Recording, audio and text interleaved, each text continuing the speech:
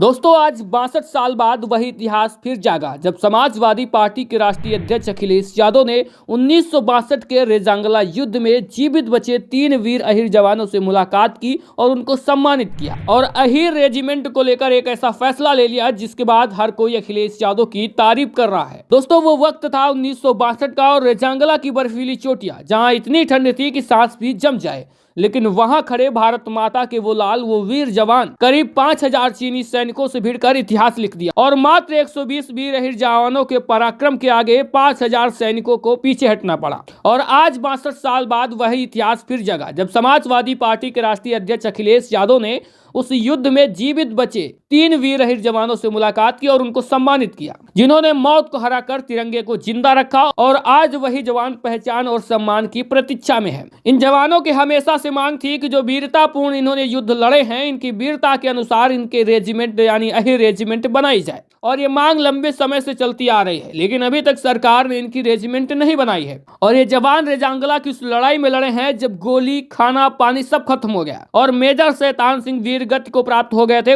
और फिर भी उनके सैनिक आखिरी सांस तक लड़ते रहे। जब उनके 100 मिले तो करीब 116 जवान एक गोल घेरे में लड़ते शहीद मिले। इतिहास ने ऐसा साहस दुनिया भर में कभी नहीं देखा। तो आज अखिलेश यादव ने भी जिंदा बचे सैनिकों का हाथ थामकर कहा कि ये सिर्फ अहिर समाज की मांग नहीं है, ये हिंदुस्तान के वीरों का हक है। उन्होंने कहा कि जैसे राजपूत रेजिमेंट है, मराठा रेजिमेंट है, सिख रेजिमेंट है, गोरखा रेजिमेंट है, ढेर सारी रेजिमेंट जो भारत देश में अभी हैं, वैसे ही अहिर रेजिमेंट भी बनाई जाएगी जब सपा की सरकार होगी। तो वहीं इस मौके पर 3 जवानों में से एक कैप्टन रामचंद्र यादव जी ने एक बड़ी बात कही है कि जब नेताजी रक्षा मंत्री थे तब उन्होंने कुछ ऐसे काम कर दिए हैं जिसको सेना का हर एक जवान हमेशा याद करेगा और उनका ऋणी रहेगा। दोस्तों पहले यह होता था कि जब कोई भी युद्ध होता था या सेना में कोई जवान वीर गति को प्राप्त करता था तो उसका जो डेड बॉडी होती थी उसको घर तक नहीं पहुंचाया जाता था। जहां पर वीर गति को प्राप्त करते थे वहीं आसपास उनका अंतिम संस्कार कर दिया जाता था। लेकिन जब नेताजी मुलायम सिंह यादव रक्षा मंत्री बने उन्होंने एक बड़ा फैसला लिया था जिसके बाद कोई भी जवान अगर सेना में शहीद होता था तो उसकी डेड बॉडी उसके घर पर उनके परिवारजनों के पास भेजी जाने लगी।